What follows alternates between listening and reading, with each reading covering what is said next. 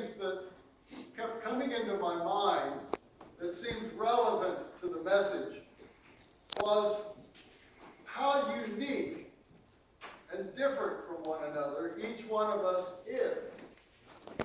And I started just listing ways that we are unique. I know some of you may have heard of the Myers-Briggs personality inventory. Is that familiar to anybody at all? Well, it's a personality inventory that divides you into four characteristics. You're either an introvert or an extrovert. You're either a global thinker or a very detailed, specific thinker. You're either a feeling-motivated person or you're a thought-motivated person. Or lastly, you're either a person who really likes to have a plan and stick to it carefully. That's my wife, Sandy. Or you're a person who's spontaneous and likes to just sort of play it by ear. And that's John. And that's it. What else can I say? When you're right, you're right. I could tell some interesting stories about that, but we won't take time to do that today. But that's just one way that we are different. We're divided in those four characteristics. But then in addition to that, we all have different talents, abilities, skills. Some of us are good singers, others are not. Some are good at theater and drama, others are not. Some are good dancers. I'm horrible. Some are good with financial things, others not so much.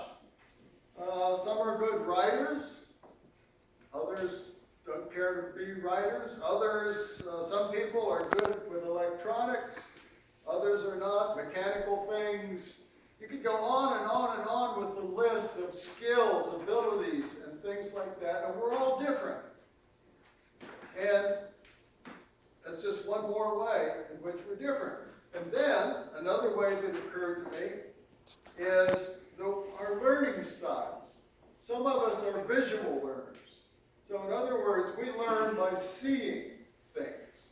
That's why, we use PowerPoint and things like that in classrooms, because some people are visual learners. But other people are auditory learners. Of course, every preacher hopes that everybody's an auditory learner, but I know that's unrealistic. I should bring up pictures and show you. But we're either visual learners, auditory learners, or tactile learners. In other words, we learn by touching and handling and holding and manipulating things. So we learn in different ways. We factor in other things that are just individual characteristics like IQ, physical impairments, the environment in which we grew up, whether we grew up on a farm or whether we grew up in the city. We factor in issues like family size. Were we an only child, which makes a big difference? Were we the middle child, which makes a significant difference according to some people? Or did you grow up as one of 13 children? So that makes a difference in our characteristics, our personality, our physical features, our size, our appearance, whether we're male or female, on and on and on. All of these ways make us unique.